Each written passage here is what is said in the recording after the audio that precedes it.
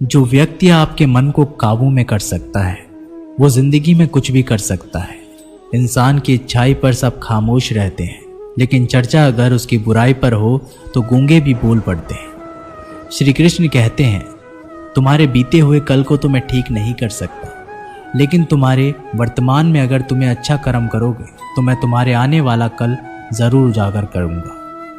आज के ज़माने में कोई अपना नहीं होता, सिर्फ लोग तब तक साथ देते हैं जब तक उनका स्वार्थ होता है। अगर कोई अकेला है तो इसका मतलब ये नहीं कि उसे कोई पसंद नहीं करता, बल्कि वो अकेला इसलिए है उसने दुनिया की औकात देखी है। लोगों को परखने की आदत डालो। जैसे हर चमकती चीज़ सोना नहीं होती, वैसे ही हर अच्छा दिखने वाला इंसान सच्चा नहीं होता। अकेले रहने का मज़ा ही अलग है, ना किसी की ज़रूरत और ना किसी से उम्मीद। सफाई वहाँ देना चाहिए जहाँ उसे सुनना और समझने वाला एक खुला दिमाग हो। मेहनत एक ऐसी चाबी है जो बंद भाग्य के दरवाजे को भी खोल देती है। डाली से गिरते हुए पत्तों ने क्या खूब कहा है कि अगर बोझ बन जाओगे तो अपने ही तुम्हें गिरा देंगे। क्रोध को प्यार से, बुराई को अच्छाई से, स्वार्थी को उदारता से और झूठे व्यक्ति को सच्चाई से जीता जा सकता है। जिस तरह समुद्र के खारे पानी को गर्म करने के बाद नमक के कण दिखाई देते हैं, ठीक उसी तरह से जब हम ध्यान, भक्ति और तप करते हैं तब हमें भगवान के दर्शन होते हैं। इसके लिए हमें हमारी बुराइयों को छोड़ना पड़ता है, तभी हम ईश्वर को प्राप्त कर सकते हैं। अगर आपको बहुत सारे परेशानियों से गुजरना पड़ रहा है तो आप खुश हो जाएं, क्योंकि भगवान की नज़र आप पर है। देर से ही सही, लेकिन वो आपकी ज़रूर सुनेंगे। इंसान का भाग्य उन्हीं के कर्मों का फल होता है जो उसने अतीत में किए हैं। इसी तरह वो लोग जो आज कर्म कर रहे हैं वो उनके आने वाले कल का निर्धारण करते हैं। भगवान बोलते हैं, तू करता वही है जो तू चाहता है, पर होता वही है जो मैं चाहता हूँ। तो तू कर वही जो मैं चाहता हूँ, फिर होगा वही जो तू चाहता है। अतीत को बदला जा सकता है, वर्तमान से बचा नहीं जा सकता, लेकिन केवल भविष्य को संवारने का कार्य ही वर्तमान में किया जा सकता है। क्या फर्क पड़ता है हमारे पास कितने लाख, कितने करोड़, कितनी गाड़ियां और कितने घर हैं। खानी तो बस 2 वक्त की रोटी है, जीनी तो बस एक ही जिंदगी है। फर्क सिर्फ इस बात से पड़ता है कि हमने कितने पल खुशी से बिताए, कितनों की खुशी की वजह हम बन पाए। सुख दुख एक सिक्के के 2 पहलू हैं। जहाँ सुख होगा वहाँ दुख भी होगा, और जहाँ दुख होगा वहाँ सुख भी होगा। इसलिए सुख दुख के बारे में बिना सोचे निरंतर अपने लक्ष्य को प्राप्त करने के लिए प्रयास करते रहना चाहिए। एक बात हमेशा याद रखना, किसी के सामने गिड़गिड़ाने से ना मोहब्बत मिलती है ना इज्जत। इसलिए अपने स्वाभिमान को जिंदा रखो। कोई अगर आपकी किस्मत में होगा तो वो आपके पास खुद भी चल कर आएगा। दूसरों को हराने का मौका मत दो, बस खुद को आगे ले जाने की जिद पालो। कभी हार ना मानने की आदत ही एक दिन जीतने की आदत बन जाती है। एक बार एक व्यक्ति नदी के पुल से ही कहीं जा रहा था, तभी अचानक उसके पीछे कई बंदर पड़ जाते हैं और उस आदमी को परेशान करने लगते हैं। वह आदमी अपने आप को बचाने के लिए उन बंदरों से दूर भागने की कोशिश करता है। तभी सामने से एक आदमी आकर उस आदमी को कहता है कि तुम इन बंदरों से मत डरो, तुम जितना इन बंदरों से डरोगे वह तुम्हें उतना ही डराएंगे। तुम इनका डटकर सामना करो। तो वो आदमी उन बंदरों का सामना करने के लिए उनकी तरफ देखता है और उन बंदरों की आंखों में आंखें डालकर चिल्लाने लगता है, और सभी बंदर वहां से भाग जाते हैं। हमारे जीवन में भी नकारात्मक विचार इस बंदर की तरह है। जितना हम इन बंदरों से डरेंगे उतना ही पीछा हमारा करेंगे, और जैसे ही हम इनका डटकर मुकाबला करेंगे वह भाग जाएंगे।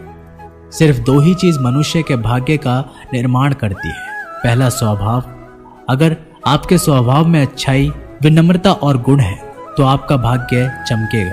अगर आपका स्वभाव क्रोधी है, आलसी है, तो आपका भाग्य बिगड़ना अनिवार्य है।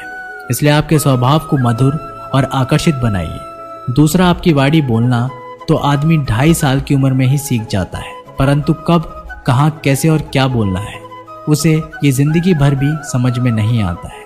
जिसे ये बोलना आ गया कि कब, कहाँ और कितना बोलना चाहिए, समझ लो उसे सफल होने के लिए कोई नहीं रोक सकता। पिता से बड़ा कोई सलाहकार नहीं। माँ की छाँव से बड़ी कोई दुनिया नहीं, भाई से अच्छा कोई भागीदार नहीं, और बहन से बड़ा कोई शुभचिंतक नहीं। इस मतलबी दुनिया से कोई मतलब ना रखो, और मतलब रखना है तो अपने मतलब से मतलब रखो। अगर तुम्हारे घर आग लग जाए तो लोग सहानुभूति प्रकट करने आते हैं, वो कहते हैं बहुत बुरा हुआ।